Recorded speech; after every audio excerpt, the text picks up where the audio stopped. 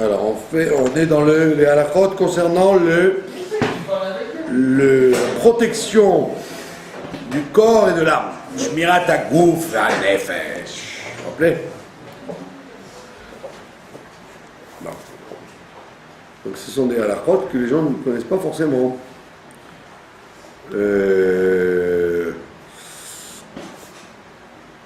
Alors on a parlé la semaine dernière de ne pas mettre de la nourriture sous un lit. D'accord? Une nourriture ou une boisson sous un lit, parce qu'il y a un esprit maléfique. D'accord? Même aujourd'hui, on fait attention à ça. Et même s'il est dans une boîte en métal. Donc les gens qui mettent dans une valise, ils mettent des boîtes de conserve. S'ils mettent la valise sous le lit, c'est un gros problème. D'accord? Maintenant, par exemple, dans l'avion, si vous êtes dans un avion, d'accord? Vous avez mis votre sac sous le siège, d'accord? Et si vous dormez, comment ça marche? Est-ce que c'est le fait de dormir ou c'est le fait d'un lit? Quelque chose qui sert à dormir. Parce que dans l'avion, il n'y a pas de lit. Donc, est-ce que le fait que la banquette s'appelle un lit ou pas? D'accord? Alors, en général, comme c'est pas un sommeil réel, c'est un truc de déranger toute la nuit, quoi. Même si vous allez jusqu'au Brésil, vous mettez 16 heures d'avion, vous ne dormez pas vraiment comme il faut. Vous êtes tout le temps réveillé, toutes les heures, mettez la ceinture, il y a un petit déjeuner, un grand déjeuner. Donc, comme vous ne dormez pas comme il faut, et que la banquette elle-même ne s'appelle pas un lit, donc 2 raisons pour ne pas s'inquiéter de ça. Donc, si vous avez laissé de la nourriture dans le sac en dessous, c'est bon. Pareil, on a dit pour les enfants.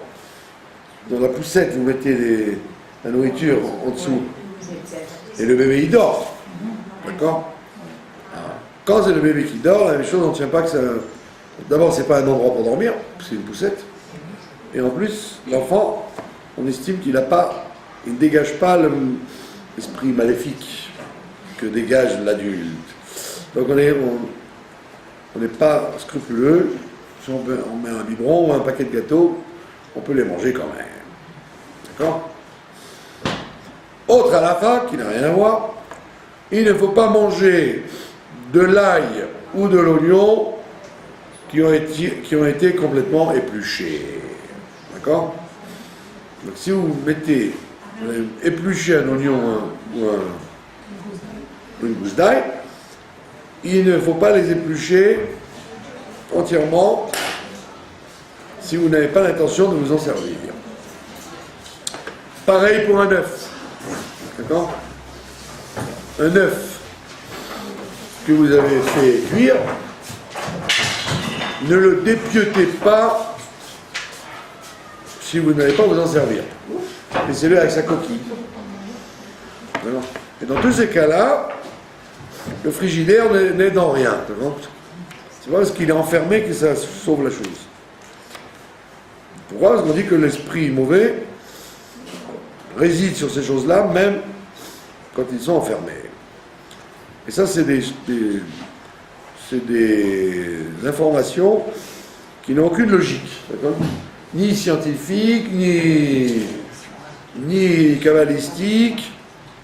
Des trucs que la Torah vous a enseigné et elle n'a pas donné ni de raison, ni de source. Et très souvent, ça vient du fameux livre de Rabbi Yehuda Chassid, un très gros livre, où il emmène des tas de trucs comme ça, et on dit, les décisionnaires, ils disent, si c'est Rabbi Yehuda Chassid, même si tu as un doute ou un problème quelconque, t'amuses pas avec ça, c'est très dangereux. D'accord? Et évidemment, il faut éliminer les choses qui sont des superstitions claires. Prendre le coup du chat noir qui passe devant vous, ou passer sous une échelle, ou... Comme le Rabbi Yehuda Chassid, il soulève une question qui est très fréquente. Si un khatan, le jour de son mariage, il voit un cerf passer devant lui. Doit-il se marier ou pas? C'est des choses qui arrivent tous les jours. Parce qu'à l'époque, quand les gens ils traversaient la forêt, quand vous traversiez la forêt, il y avait des cerfs, des daims, des biches. Donc c'était fréquent au Moyen-Âge. Mais aujourd'hui, si vous voyez un cerf qui passe devant vous, c'est la guerre. Vous avez attrapé une insolation. c'est vraiment que vous n'avez pas de chance que le jour du mariage, il y ait un cerf qui passe devant vous. Donc il y a des... Non, mais le chat, il dit non. Le chat, c'est des bêtises. D'accord? Parce qu'il y en a qui ont peur de ça, vraiment. Il y a des gens, ils voient un chat passer, ils ont peur. Chat noir. Donc si c'est pas écrit dans Rabbi Yehuda Chassid, ou la Gemara, ou le Zohar, on ne doit pas tenir compte. C'est une superstition. Comme ouvrir un parapluie dans une maison, vous voyez. C'est une superstition. Ça oui. Mais par contre, jeter du sel. Jeter du sel, c'est vrai. Si vous... Ah ouais. Jeter ou renverser? Hein? Jeter ou renverser? Non mais jamais, quand vous le gaspillez. Si vous voulez faire une histoire, ça marche. Une histoire? Ouais. Dès que vous jetez du sel, il y a deux personnes qui sont assises à table, ou dans un salon. Vous prenez du sel, et vous mettez du sel comme ça, exprès. 3 minutes après, il y a une bagarre. Pour rien.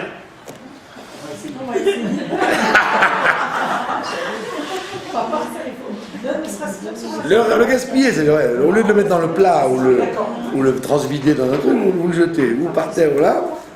Dans l'intention d'une bagarre, vous allez dans 3 minutes, vous avez une bagarre. C'est vérifié.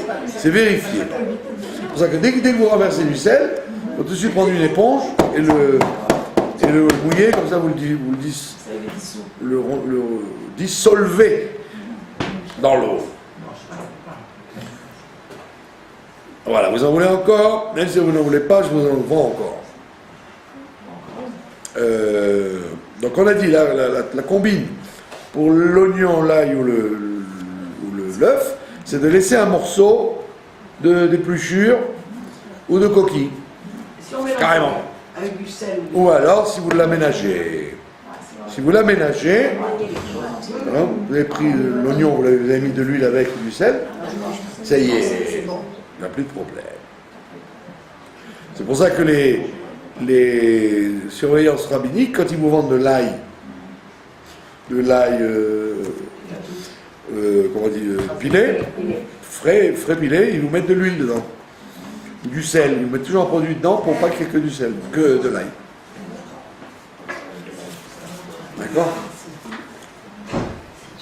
Alors,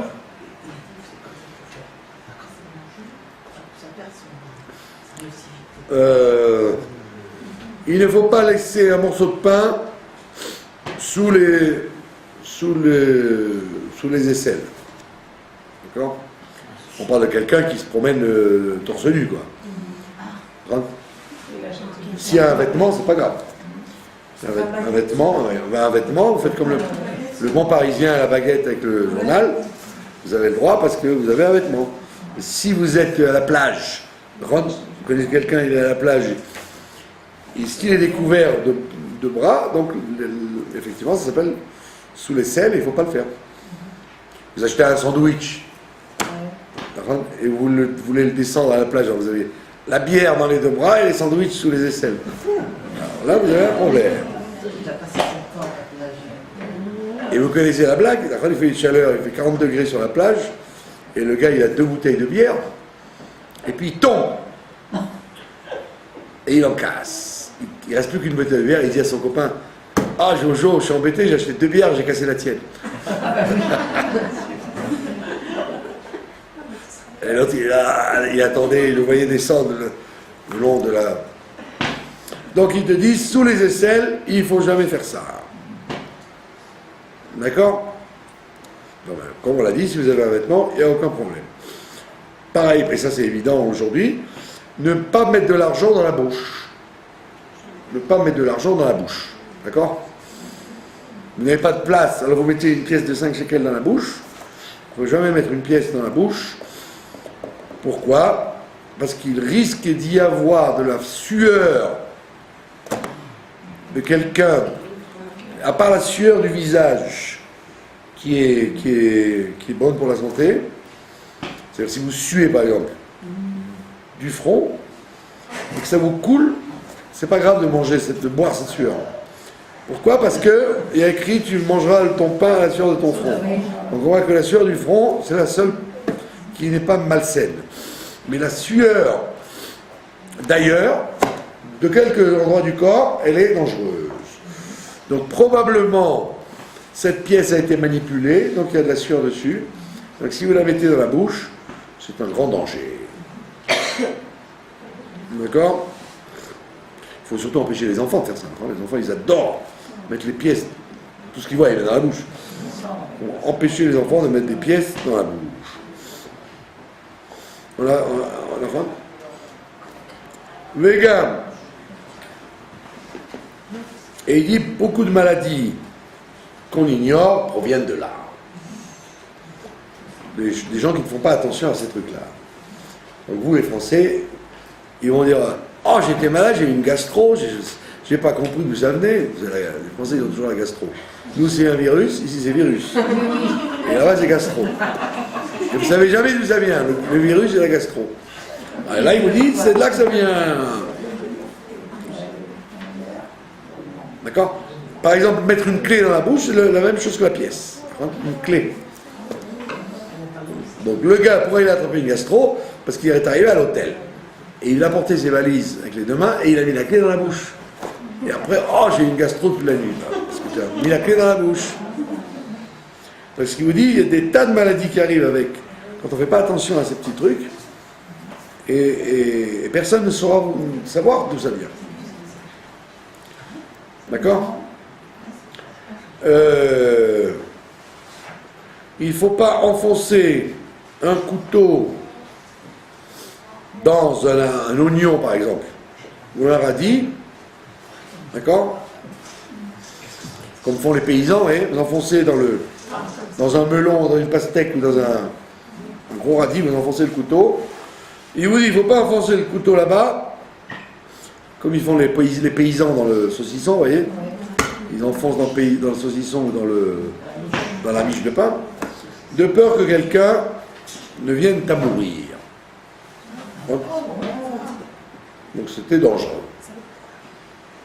de se faire mal avec ce genre de couteau. Et ne dites pas, moi ça m'arrivera jamais, puisque j'ai des petits couteaux où je surveille le couteau, mais si on vous le dit, il ne faut pas comprendre, il ne faut pas chercher à comprendre. Donc quand vous avez un aliment, il ne faut pas laisser le couteau enfoncé dedans. Vous achetez une pastèque, par exemple, ça va être la saison des... C'est une grosse pastèque. Alors vous dites, tiens, au lieu de chaque fois laver le couteau, là, je vais le laisser dedans, puis au fur et à mesure, je coupe ma pastèque. Non, on ne laisse pas le couteau dedans. C'est pas très sorcier. Et également,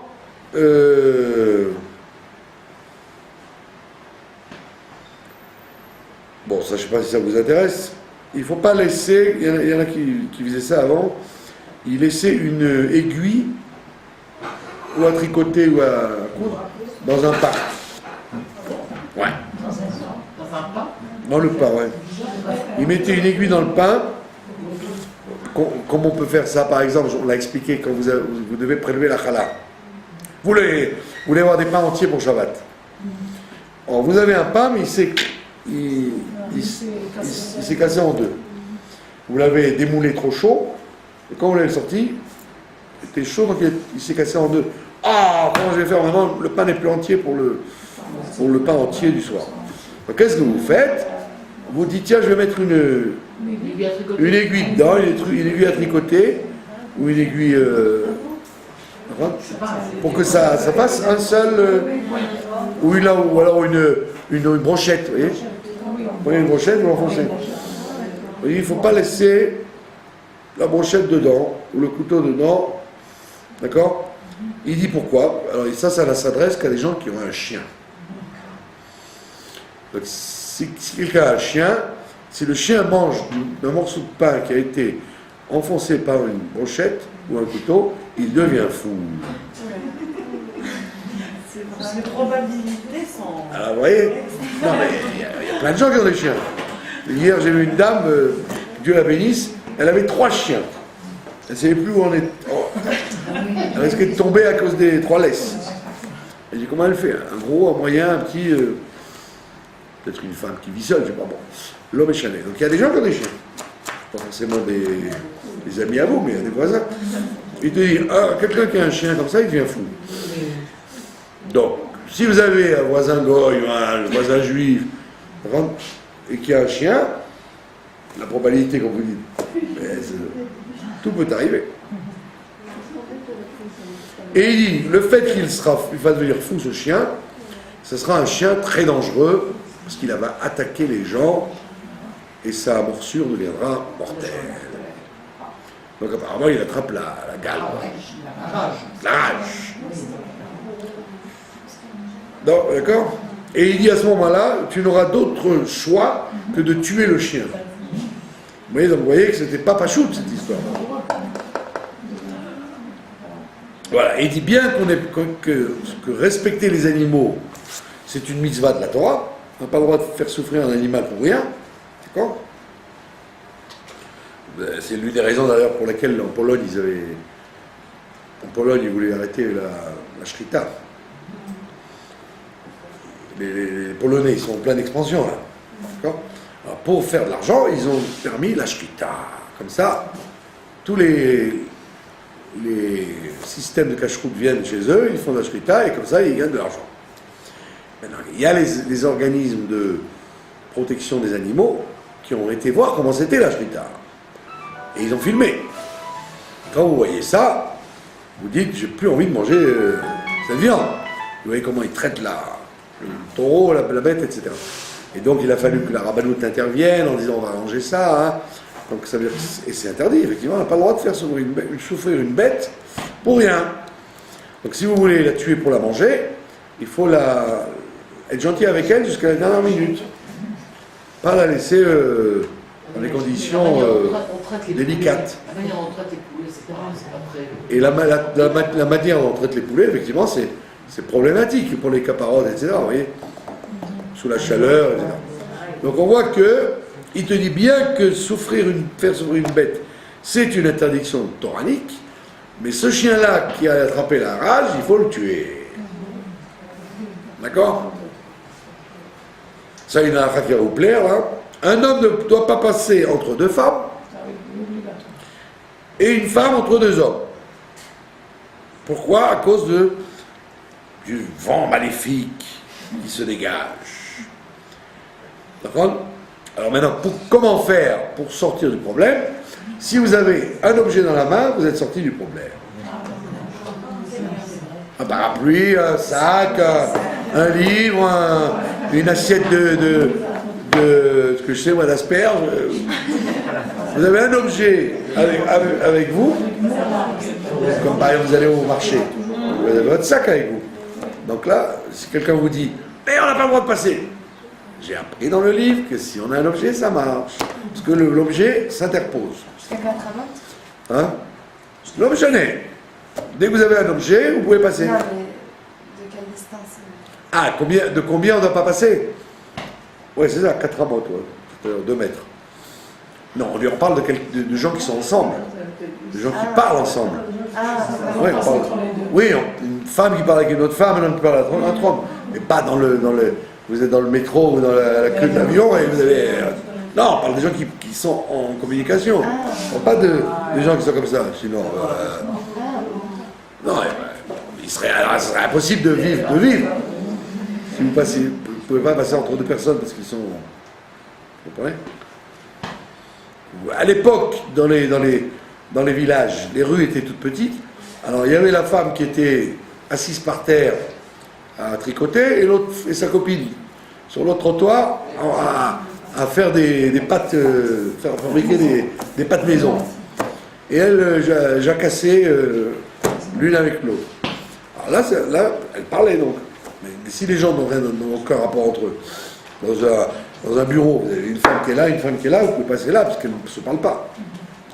sont censés travailler avec le client ou le computer. D'accord? Maintenant, si vous avez un objet, vous êtes sorti du problème. Donc c'est pour ça qu'il y a des gens dans la rue, ils se promènent toujours avec un objet. Exprès, oui. Un livre, un cartable, un sac vide, pour ne pas rentrer dans cette histoire.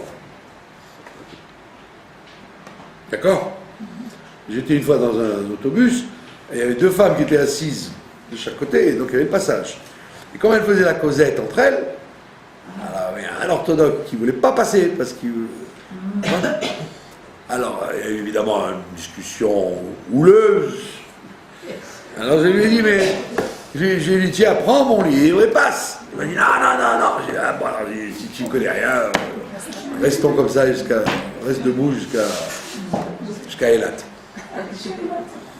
Non, parce que les gens ne connaissent pas la suite. Ils connaissent le début, mais ils ne connaissent pas les solutions. Et également, il ne faut pas passer entre deux chiens ou deux cochons. Bon, deux cochons, il faut aller dans l'Ardèche. Et deux chiens, effectivement, encore une fois, on parle de deux chiens qui sont l'un en face de l'autre, pas deux chiens qui sont parallèles. Voilà. Également, ça vous intéresse beaucoup, il ne faut pas passer entre deux palmiers. Sinon, on devient fou. Les gens qui passent entre deux palmiers deviennent fous. Mais, si on a... Non, là ça devient, vous devenez fou, mais à condition, il faut que ce soit des palmiers à date. Comme vous êtes extrêmement cultivés, mes chers enfants, il y a des palmiers femelles et des palmiers mâles. Les palmiers femelles, eux, ils donnent des dates. Les palmiers mâles ne donnent rien du tout. Donc les palmiers que vous avez à Nice ou dans les beaux endroits, à Cannes, il y a des allées de palmiers, ce sont des palmiers mâles. C'est joli, mais c'est tout. Les palmiers à date, c'est les palmiers femelles. Et ceux qui travaillent là. Donc il dit les palmiers à date, ça rend fou. Pas le palmier mâle. Et ceux qui travaillent dedans, comment ils font? Eh bien, ils prélèvent les dates, et ils continuent. Ils ne passent pas comme ça, ou alors ils doivent laisser un espace, ou alors ils ont une barrière, ou ils ont des trucs, quoi. Du côté de Bet-Shean, là-bas, vous avez des tas et des tas et des tas de palmiers à date, c'est vrai, les dates. D'accord? Alors maintenant, les scientifiques vous diront, c'est normal. La date, c'est comme le raisin, c'est comme tout ce qui sert à faire de l'alcool. Par contre, la date, c'est enivrant. Alors peut-être que c'est les odeurs de la date que vous absorbez et qui vous rendent, qui vous enivrent. Et c'est vrai que les très fortes odeurs de date, ça rend sous, tellement c'est fort. D'accord? Voilà. Bon, nous arrêterons là pour aujourd'hui, parce que sinon vous allez dire c'est un cours de sorcellerie et pas un cours de halakha. Ce n'est pas de la sorcellerie, ce sont des règles de préservation du corps et de l'âme. Alors aujourd'hui, nous sommes dans le 5e chapitre des Pirkei Avot. On a dit que au moins il faut passer une fois les Pirkei Avot. Donc le 5e chapitre, si vous avez fait attention, contrairement à tous les autres chapitres qui citaient des sages, Rabbi un tel a dit, Rabbi un tel a dit, Rabbi un tel a dit, là c'est un chapitre qui cite des chiffres. C'est le chapitre qui ne parle que de chiffres. D'accord? En 10 paroles, Dieu a créé le monde, 10 épreuves à surmonter Abraham Avinu. D'accord? Il y a 7 qualités chez le sage et 7 défauts chez celui qui se prend pour un sage. Donc c'est beaucoup basé sur le chiffre, le principe du chiffre. D'accord? Après, on parle du chiffre 4. D'accord? Il y a 4 façons de s'asseoir devant le sage, etc., etc., etc. Donc, bon, vous connaissez ce chapitre plus ou moins. Il vaudrait mieux d'ailleurs plus que moins, puisque les Pirkei Avot, c'est le livre de Mishnah le plus compliqué qui soit. Le plus commenté, le plus compliqué qui soit. Et j'ai un monsieur qui publie la Mishnah tout le temps, de façon très complexe. Et il est venu hier, il m'a vendu son dernier volume. Et je lui ai dit, est-ce que tu comptes faire Pirkei Avot? Il m'a dit, oh non, pour l'instant, je n'ai pas du tout l'intention de faire Pirkei Avot. Parce que c'est extrêmement riche et compliqué. Et les gens, ils croient que c'est un truc pour les enfants, quoi. Voilà. Alors aujourd'hui, on va faire une Mishnah très intéressante. Là, c'est le numéro 16. 16e Mishnah du chapitre 5. Kol ahava shehi tluya bedavar batel davar betela ahava. Tout amour qui serait dépendant d'une chose, quand la chose s'annule, l'amour s'annule. Et tout amour qui n'est pas dépendant d'une chose, elle ne s'annulera jamais. Et on vous donne un exemple. Quel est l'amour dépendant d'une chose? C'était l'amour entre Amnon et Tamar. Nous allons expliquer pourquoi. Et quel amour qui ne dépend de rien? C'était l'amour entre David et Jonathan. Yehonathan. Alors, il y a plusieurs choses à clarifier, d'accord? Tout amour qui dépend d'une chose, batel davar, betela ahava. D'accord? On a dit. La chose s'annule, l'amour s'en va. D'accord? Alors, on vous donne le Barti Nora, le commentateur essentiel, il vous donne une clé. Il vous dit, si tu veux que l'amour reste, et il ne parle pas forcément d'homme et femme, puisqu'après il vous a dit homme-femme, après homme-homme. Donc on ne parle pas d'amour du mariage, on parle d'amour, l'amitié, l'association dans les affaires, ce que vous voulez. D'accord? Un amour qui se crée entre deux personnes, d'accord? Qu'est-ce que ça veut dire? Alors, ça veut dire, s'il est dépendant d'une chose, il tient, s'il ne dépend pas d'une chose, il ne tient pas. Il dit, le Barti Nora, il dit, Batel Davar. Il dit, si c'est une chose qui est Batel, une chose qui s'annule, si tu as fabriqué un amour sur quelque chose qui s'annule un jour, alors là, il ne va pas tenir. Ça veut dire, quand tu veux fabriquer une relation d'amour entre deux êtres, ne choisis pas comme point commun quelque chose qui va un jour s'annuler. Prends quelque chose qui va rester éternel. Comme ça, ça va garantir la durée de la chose. Il vous donne une très grande clé. Donc si tu as basé ta relation sur quelque chose qui est par nature momentané, c'est sûr que ça va disparaître, puisque la chose est momentanée. Et c'est pour ça que vous voyez, par exemple, moi je me rappelle à Paris, il y avait des commerçants, vous voyez, des bons Français qui étaient charcutiers ou pharmaciens, ou mari et femme, vous voyez. Et vous les voyez très vieux, ils étaient dans le boulot ensemble. Pourquoi? Parce qu'ils avaient comme enjeu la réussite de leur magasin, qui était un truc donc, pour la vie. Comme ils avaient un objectif qui ne devait pas rester un certain temps, mais rester tout le temps, ça pouvait tenir tout le temps. Donc il ne vous dit pas quelque chose de kadosh ou de spirituel. Non, prends un objectif qui va être qui va durer même après toi. Si tu prends un objectif qui est momentané, c'est sûr qu'il va être annulé. Et donc c'est pour ça qu'il donne deux bons exemples. L'exemple de Amnon et Tamar et l'exemple de David et Jonathan. Qui étaient Amnon et Tamar? Amnon et Tamar, vous êtes au courant, bien sûr, vous connaissez l'histoire, la Bible, etc.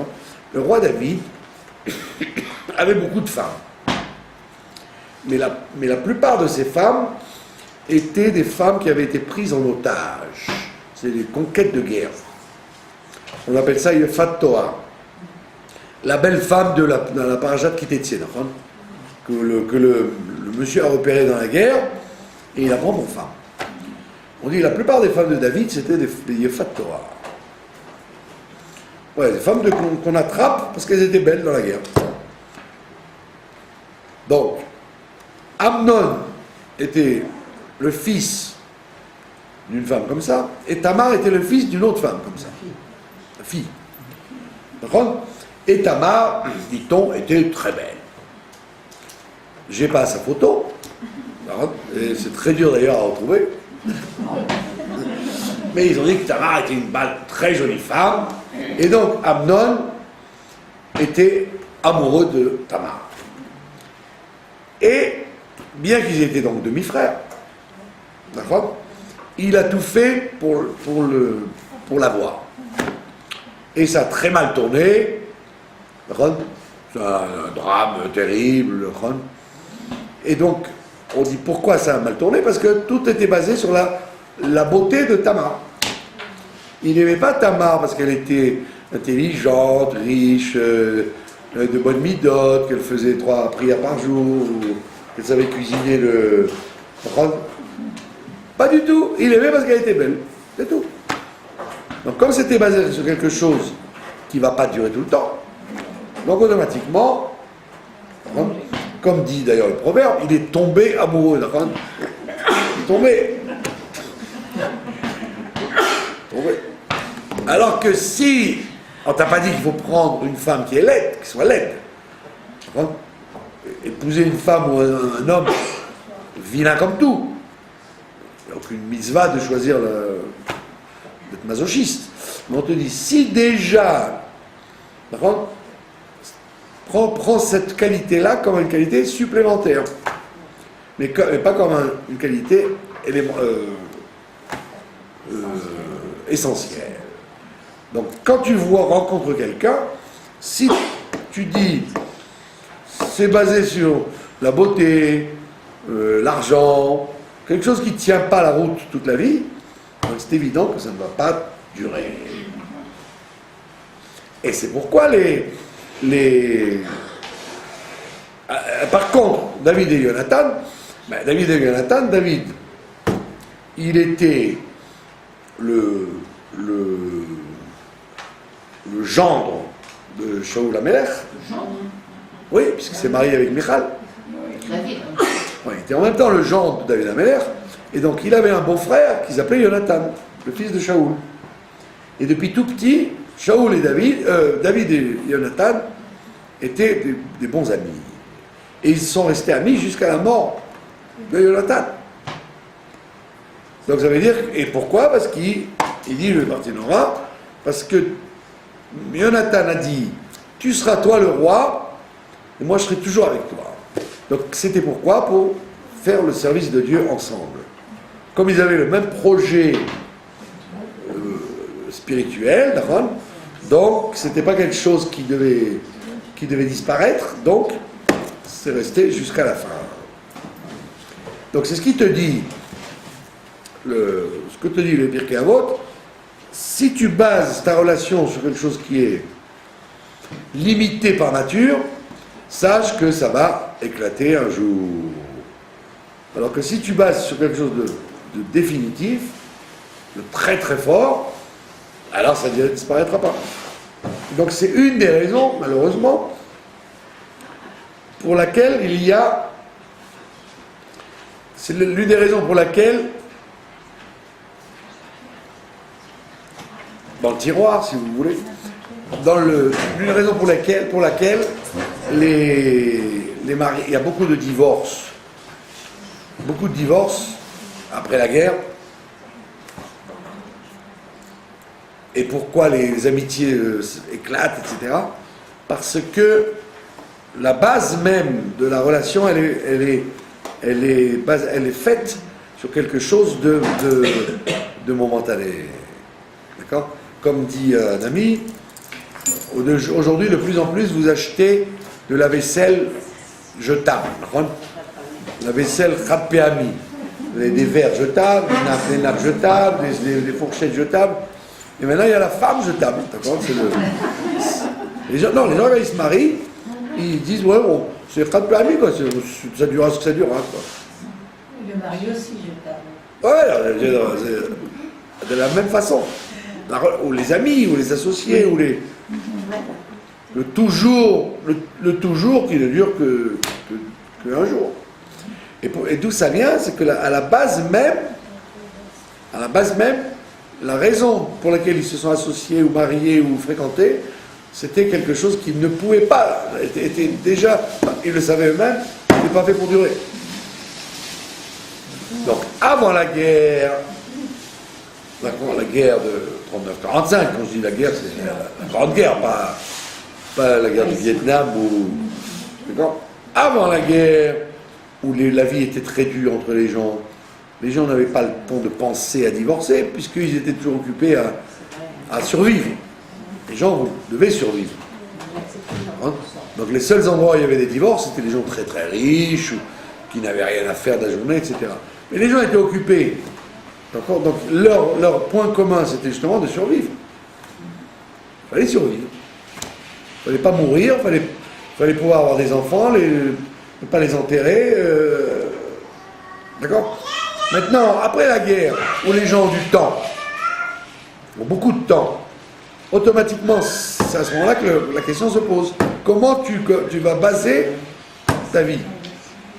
Donc si tu rencontres quelqu'un, sachant qu'il y a beaucoup de temps, si les loisirs en commun ou le temps libre en commun n'a pas été conçu au départ en disant comment allons-nous construire notre vie, ou les amis entre eux, automatiquement ça va durer très très peu de temps, puisque chaque chose qu'on s'est fixée, si c'est le physique, si c'est la réussite, si c'est la bonne vie, etc., ça va durer ce que ça a duré. Après, automatiquement, la Mishnah vous donne un principe vérifiable à chaque instant. C'est pas qu'elle dit, je vais vous donner un grand secret. Elle vous dit une chose évidente. Elle vous dit une chose évidente. D'accord ? C'est pour ça que, en plus, il donne des exemples violents, parce que Amnon et Tamar, c'est très violent la relation qu'il y a eu entre eux.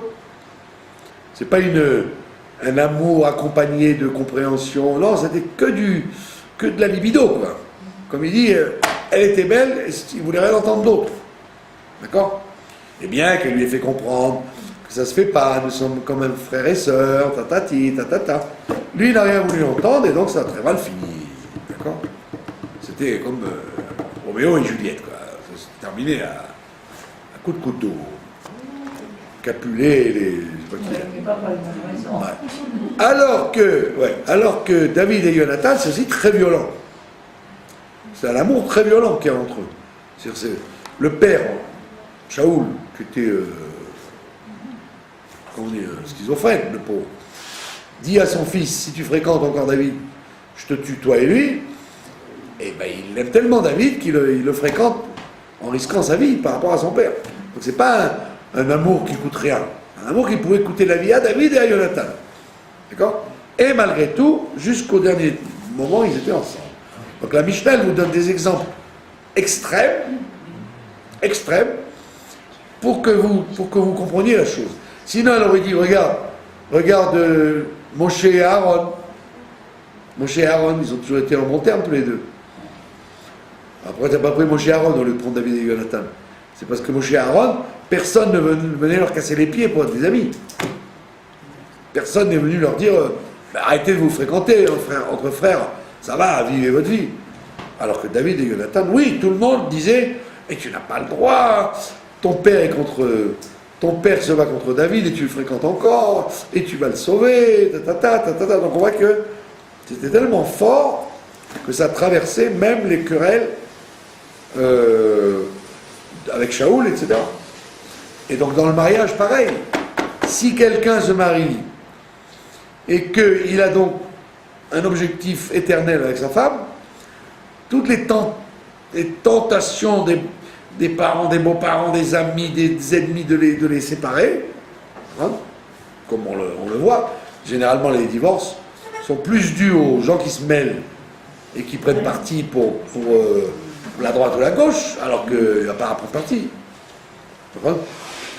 Personne n'a raison dans un mariage. C'est tous les deux ensemble, c'est comme on dit, tu ne peux pas donner la raison à la main droite ou à la main gauche. Tu ne te mêles pas. Tu pas, vous avez raison, vous avez tort. Tous les deux ont raison, tous les deux ont tort. Ce qu'il faut qu'ils s'arrangent. Donc la plupart des gens, ils se mêlent, en prenant parti pour l'un et pour l'autre. Et donc s'il n'y a pas quelque chose qui les unit de façon éternelle, automatiquement, ça va aggraver, accélérer le processus. D'accord? Donc vous voyez bien que les Pirkei Avot amènent des clés énormes pour comprendre comment réussir sa vie. D'accord? Donc il te dit, le Barthénora, en un petit mot, il t'a donné la réponse. Il te dit, la chose qui s'annule fait que si tu as choisi une chose qui s'annule, alors c'est sûr que la relation va s'annuler. Tu dois choisir une chose qui est kayam, une chose qui tient la route très longtemps. D'accord? C'est pour ça que, je vous répète, dans le temps où les gens souffraient ensemble, etc., c'était la survie commune qui les unifiait. Les gens ils disent non, oui parce que les femmes elles se faisaient tabasser, parce que les hommes ils étaient plus gentils. Non, c'est parce que les gens ils avaient une conscience que se quitter ne sert à rien et qu'on doit survivre ensemble pour que nos enfants vivent et qu'on ne meure pas nous-mêmes. C'était comme ça. Avant la guerre, c'était comme ça. Les gens ne divorçaient pas. Ils disaient, oui, les gens ne divorçaient pas parce que ça ne se faisait pas. Ça se faisait pas parce qu'il n'y avait pas dans le lexicon des gens, bah tu sais quoi, mariage pour quelque temps. Non, le mariage c'était, comme les chrétiens le disent, pour la vie. Dans les liens sacrés du mariage. Alors que là vous avez des couples, déjà sous la roupa, ils envisagent que si ça ne marche pas, ils vont divorcer. Donc déjà ils se donnent toutes les cartes pour ne pas rester mariés. Parce que quand ils sont sous la roupa elle-même, hein, alors on leur bourre la tête de plein de choses avant, mais l'essentiel, c'est-à-dire comment construire un truc qui va tenir toujours, ça on leur dit pas avant. Alors que si avant de te marier, tu sais sur quel contrat tu travailles, eh ben tu dis oui ou non. Mais si au départ il n'y a même pas de contrat, il n'y a même pas de règles de jeu, il n'y a pas de règles du jeu, tu dis bon, on verra. Ben voilà, c'est ta louille, on a déjà vu, ça y est, c'est du tout vu. Vous avez compris? C'est pour ça qu'on dit ça. Et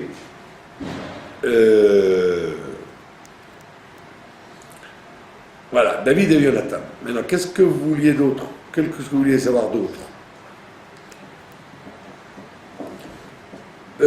Oui, c'est que vous auriez posé une question. Pourquoi a-t-on besoin de donner des exemples? C'est parce que justement, si on avait donné le principe sans donner l'exemple, vous auriez dit, bon, ouais, d'accord, mais ça arrive que non. Alors on vous a donné des exemples extrêmes, exprès, pour vous dire, toi tu ne peux pas arriver, tu n'es pas aussi bête que Amnon par rapport à Tamar. Donc lui, c'est l'extrême qu'il ne faut pas imiter. Mais toi, tu n'es pas si bête que lui. Donc même si la fille, elle est belle comme Tamar, cherche d'autres choses avec, quelque chose qui va durer. Lui, c'était que ça. Donc on te donne l'exemple extrême pour dire, ça va à la destruction tout de suite. D'accord? Et Jonathan et David, c'est l'extrême aussi. On ne pourra pas, c'est très dur de trouver une relation entre deux personnes comme David et Jonathan.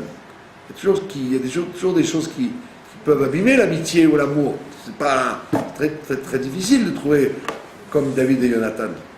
Donc on te prend des cas extrêmes pour que toi tu apprennes à ton petit niveau à toi comment réussir à trouver l'équilibre. D'accord? Est-ce que vous avez des questions? Non? Ça vous a endormi ou ça vous a réveillé?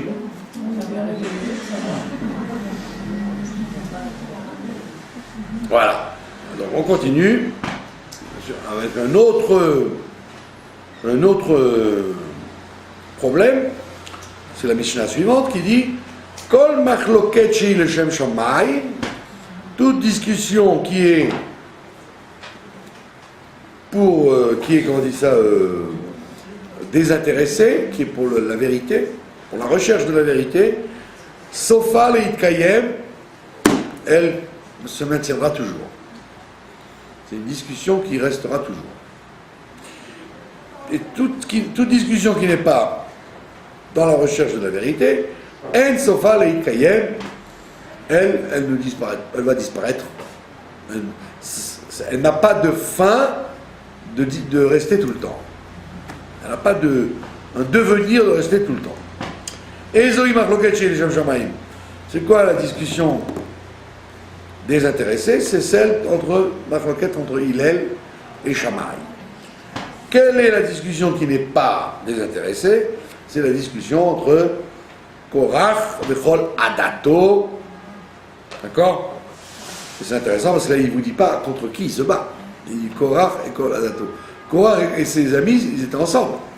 Donc il ne dit pas Korach, Kol Adato et Moshe. Et donc ça veut dire que la Nekuda qu'on soulève là-dedans, c'est qu'une discussion qui est le Shem Shamaïm, une discussion qui est pour la recherche de la vérité, elle peut même être extrême comme Shammai et Hillel, parce que Hillel et Shammai, l'un il dit blanc, l'autre il dit noir. C'est presque tout le temps comme ça. Et pourtant, on dit Sofa Leitkayem, cette discussion s'est maintenue plusieurs siècles. Les élèves ont continué la discussion. Donc ça veut dire que c'était vraiment vrai, c'était réel. La polémique avait lieu d'être, puisque on l'a maintenue. Elle s'est maintenue d'elle-même. Et plus que ça, on vous dit, du temps de la galoute, la halakha, elle est comme, on fait comme Beth Hillel, et quand le Mashiach viendra, on fera comme Beth Shammai. Donc c'est effectivement que ce sont des choses qui vont être à l'éternité, quoi, qui vont rester. Parce que la recherche de la discussion, c'était d'aboutir à la vérité. Donc quand vous recherchez la vérité, vous pouvez même vous crêper le chignon, comme c'était le cas entre les élèves de Hillel et de Shammai. Vous pouvez vous crêper le chignon. Les deux existeront parce qu'elles sont toutes les deux vraies. Vous auriez pu dire, bon, c'est pas possible que les deux soient vrais, une va disparaître. Non, comme tous les deux étaient authentiques, les deux sont vrais et les deux restent. Ah, c'est vrai qu'on ne peut pas faire la halakha comme les deux. D'accord? Parce qu'on vit dans un monde où on est obligé de choisir ça ou ça. Donc la halakha elle est comme Beth Hillel, mais ça ne veut pas dire qu'on n'a pas dit Shammai a tort. On a dit les deux ont raison, mais la halakha est comme l'un. D'accord? Dans la vie. Tout le monde peut avoir raison, mais il faut bien qu'on sache d'après qui on va. D'accord? Vous pouvez dire je vois le verre à moitié vide, le verre à moitié plein, ok, mais dans le concret, le verre est à moitié plein. Donc remplis-le. D'accord? Donc je ne peux, c'est pas parce que je dis halakha comme que ça veut dire que l'autre je dis que c'est un idiot. Non, je dis que dans la réalité, je ne peux pas marcher d'après tout le monde. Mais dans la théorie, tous les deux ont raison. Alors qu'en dessous, Koral Choladato, en vérité, Moshe n'avait rien à dire là-dedans. Parce il ne revendiquait rien, il n'a rien demandé, lui, Moshe. C'est le bon Dieu qui l'a obligé à devenir Moshe Rabbeinu. Le peuple l'a fait suer jusqu'à sa mort, donc il n'a rien demandé. Donc quand l'autre il vient lui dire ouais, tu as pris le pouvoir, etc. Mais il dit, mais moi j'ai rien demandé, moi. Donc c'est pour ça qu'il n'est même pas cité là. C'est l'autre qui se bat, il fait une marloquette qui n'est pas pour la vérité, et là la Mishnah nous dit, quand une discussion elle n'est pas pour la vérité, c'est une discussion tout seul. Tu parles tout seul en vérité. Tu es un pitbull qui te bat contre le vent. Et ça c'est très important. Quand quelqu'un est le Shem Shamaï, d'accord, il ne doit pas craindre celui qui est en face. Parce que si l'autre est en face, et qu'il est aussi le Shem Shamaïm, donc j'ai rien à craindre. Les deux peuvent exister et coexister.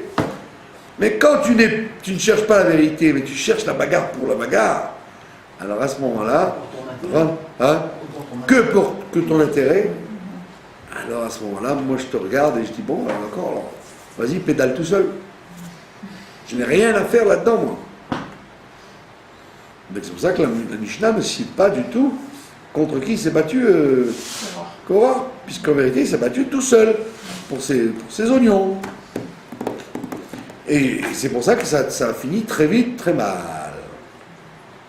Point final. Il n'y a pas de continuité.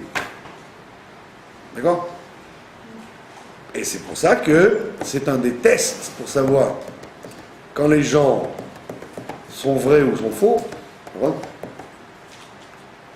C'est pas le fait d'être têtu qui détermine. Vous dites, il est têtu donc ça va tenir longtemps. Non, si c'est vrai, ça va tenir longtemps. Et s'il est têtu et que c'est pas vrai, le monde va le fatiguer pour qu'il arrête. Il va se fatiguer, comme c'est faux, alors on va l'essouffler avec des épreuves et des évolutions de façon à ce qu'il arrête de parler. Quoi. Son discours n'aura plus de raison d'être. Vous avez compris ? Et donc c'est en quelque sorte la suite de ce qu'on a vu avant. D'accord ? Là, tout à l'heure on parlait d'amour. Donc c'est un truc très très très grand. Et là on te dit, bon, parlons pas d'amour, parlons de discussions qui ne sont pas liées forcément avec un sentiment d'amour. Je ne suis pas obligé de l'aimer Shammai et d'aimer Hillel. Mais j'aime la vérité. C'est un degré où tu peux ne pas aimer l'autre, mais au moins tu discutes avec lui pour établir une vérité. Parce que, et vous remarquerez donc que dans une discussion en général, toutes les discussions qu'il y a entre les individus sont en règle générale des discussions émotionnelles. Ce ne sont pas des discussions sur l'idéologie. C'est pour ça que vous avez des gens qui ont des idéologies complètement contraires et qui sont très amis. Donc ils ne s'entendent pas et ils évitent la discussion parce que idéologiquement ils ne s'entendent pas, mais ils sont très amis. Alors que des gens qui peuvent être du même groupe, de la même école, avec le même maître et les mêmes idéologies, ils ne s'entendent pas parce que c'est pas l'idéologie qui les repousse, c'est le manque de chimie qui est entre eux, le manque d'atomes crochus qui est entre eux. Donc vous voyez, il dit, on ne te demande pas d'aimer, David et Jonathan, c'était la Mishnah d'avant, mais au moins si tu fais une marloquette avec quelqu'un, qu'elle soit le Shem Shamaïm, pas pour gagner. C'est d'ailleurs ce que la Chassidoute explique. Elle dit que la raison d'être de l'épidémie des enfants des élèves de Rabbi Akiva et de la destruction du temple et que jusqu'à maintenant le Mashiach n'est pas venu, c'est à cause de la volonté de gagner toujours l'autre dans la discussion. Donc, tu t'en fiches complètement de ce qu'il dit et ce que tu dis, tu t'en fiches. Ce qui t'intéresse, c'est de gagner l'autre, d'écraser l'autre, que l'autre ait perdu la discussion. Mais tu t'en fiches du sujet de la discussion. Un jour, elle peut être sur la politique, le lendemain, ça peut être sur l'économie, l'autre fois, ce sera sur le temps qu'il fait. L'essentiel, c'est le nitsuar, la victoire. Et ça, on dit, c'est la plus grande maladie qui soit. Quand tu veux gagner l'autre, pas parce que tu penses que tu as raison, mais parce que tu veux gagner l'autre, c'est tout. C'est comme le foot. C'est le football. À part les spécialistes qui veulent voir un beau match et que le meilleur gagne, les autres, ils n'ont rien à faire que leur équipe soit nulle. Ils veulent qu'elle gagne pour écraser l'autre. Pour lancer des citrons sur l'autre. Ben, c'est ce qu'on te dit. Une marloquette, elle soit le Shem Shamaïm. Si vraiment tu cherches la vérité, d'accord? Alors là, on est prêt à t'écouter, et là, sache que ce que tu dis va rester tout le temps. Mais si tu n'es pas le Shem Shamaïm, d'accord? Alors une fois tu vas discuter pour ça, quand tu vois que c'est fini, tu vas discuter pour autre chose. Tu vas à nouveau chercher les poux dans la tête de l'autre. D'accord? Et donc ça relie encore le problème des relations entre les hommes et les femmes, entre les amis. Encore une fois, la même deux Mishnayot qui se succèdent et qui se suivent. Et vous avez l'impression que ça parle de deux sujets différents. En vérité, on trouve le même point commun. D'accord? Le même point commun qui est qu'est-ce que tu cherches dans la discussion. Et ça, vous voyez ça dans les couples qui se disputent. D'accord? Quand ils se disputent, quand il y a un point de cassure entre eux, sur n'importe quoi, il va y avoir une discussion. D'accord? Même sur la couleur de la mayonnaise, il va y avoir une dispute parce que ce qui est intéressant, c'est de gagner l'autre. C'est pas d'acheter la meilleure mayonnaise. C'était d'écraser l'autre. Donc c'est-à-dire qu'à ce moment-là, il faut nettoyer le récipient bien comme il faut, parce que ça veut dire qu'ils sont très très mal à ce moment-là. Et donc on voit que les relations humaines, encore une fois, c'est le plus dur à soigner, et il ne faut pas, comme on dit chez nous, nettoyer sous le tapis, les saletés sous le tapis. Quand il y a un problème entre un homme et une femme, entre deux amis, entre deux associés, il faut toujours remettre à la surface, que les choses soient claires, d'accord? C'est pour ça que j'ai vu, moi, beaucoup de rabbinim qui s'occupaient de ça, comme la paix entre les gens et trucs, ils étaient toujours fatigués, quoi. Parce qu'ils voyaient que les gens qui venaient les voir, c'était pas pour trouver une solution, c'était pour que le Rav ou que la société leur dise « Ah, c'est toi qui as raison ». Si c'est ça qu'on cherche, alors on te dit « En sofa et kayem », ça va pas durer. Tu seras vainqueur, mais tu seras tout seul. Et est-ce que c'est ça vraiment que tu cherchais? Vous avez compris? Dès là, on voit que il faut absolument étudier les Pirkei Avot pour nous éclairer sur le comportement de chaque instant. Comme il disait le Rambam, très intelligemment, il disait les Pirkei Avot, c'est le premier livre de Moussa, le premier livre de morale. Et le Rambam, il vous dit la Chochma ze matana, Moussar ze kinyan. Ça veut dire l'intelligence, ça c'est un cadeau de Dieu. Tu es né intelligent ou pas trop. Ça c'est un cadeau. Tu peux travailler dessus autant que faire se peut, mais c'est à l'origine un cadeau. Alors que le Moussar, avoir des règles morales pour gérer la vie et s'entendre avec les uns avec les autres, ça c'est un kinyan, ça s'acquiert, ça se travaille. Tu ne peux pas savoir gérer tes relations avec ta femme, tes enfants, tes voisins, tes associés, si tu n'as pas appris les règles. C'est un kinyan, c'est-à-dire que tu dois travailler là-dessus, apprendre les théories, les appliquer et connaître toutes les clés. Les gens ils croient que se comporter bien dans la vie, c'est naturel. Ben non, si tu ne l'as pas appris à la maison, ou à l'école, ou dans les livres, et en travaillant régulièrement, tu ne sauras pas te comporter dans la vie. C'est pas seulement avec ta femme ou tes enfants, c'est avec tout.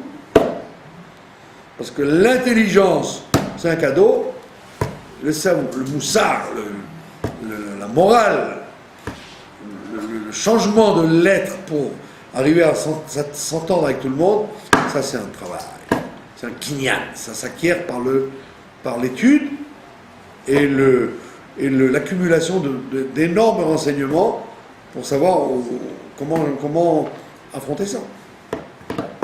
Voilà. Je vous remercie de votre attention.